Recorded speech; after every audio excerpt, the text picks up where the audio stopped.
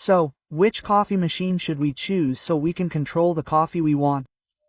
What kinds of machines are there in general? There are portafilters, and there are capsule machines. Incidentally, I'm not a fan of either capsule or portafilter machines. If we consider these two types, they are very similar, then the most, probably, in my opinion, as I believe, the most delicious coffee from a capsule machine is probably Krups, because their capsules are larger. Generally, the standard is considered to be making coffee from 8 grams. So, their capsules are quite large. But if we look at an espresso capsule, it's so small, well, half of what's in a Krups. There are 5, I think, or even around 5 grams. That is, well, 3 grams is quite significant. So, and I can just suspect that chemical additives are used to improve the taste.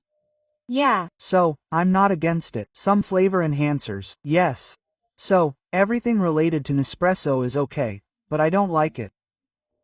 For example, if you're going to use a capsule machine, then only use the larger ones because the capsule itself is bigger. Yeah, exactly.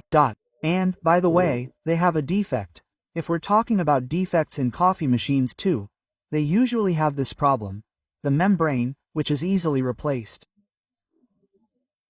A membrane with a needle for pushing through the top container, this foil. Exactly. But in other respects, espresso is much worse. Everything is more complicated. Their design, the construction, is a little more complex. I mean, in case of a breakdown, if something happens, it's more complicated. Yes, exactly. And that's basically it. Are there any other types besides these two? And what are their fundamental differences at all? There are portafilters, but with portafilters, look, I'm talking about portafilters, how are they more convenient? Firstly, capsule machines are always 3 times more expensive than even using grounds and coffee. That is, if, well. Specifically, it's about the raw materials. I mean, specifically the capsules themselves. That is, one capsule, it will cost 3 times more than if you use grounds and store-bought coffee, just pouring it into your portafilter. You need to factor in 3 times that. That's it. And machines that we simply pour the beans into, which grind them themselves, are the best option. Do you know why? Why? Because, look, even if you buy a vacuum-sealed brick with ground coffee, you close it, you don't use it right away. And what's the proper way to store ground coffee, or any coffee, really? By the way, the Lavatia company, even when they officially supplied them to the Russian market, even had instructions on the back of the package for storing an opened one. You need to squeeze out all the oxygen from the package, make it, you know, as dense as a brick, create a vacuum. That's it.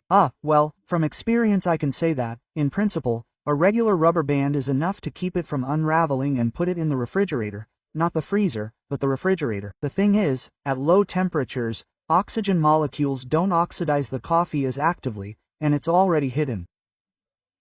And when the coffee is in a bag, and on a good bag, you can always find a valve that allows gas to pass through in one direction to the outside, but not back out.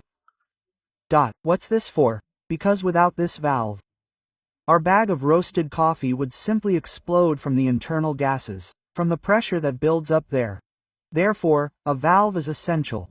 Well, this is mainly true for kilogram-sized, large bags. On smaller bags, it's significantly less common. So, the best option is to choose a coffee machine that grinds the beans itself, and not, what are they called? It's an automatic coffee machine, yes, with a built-in coffee maker.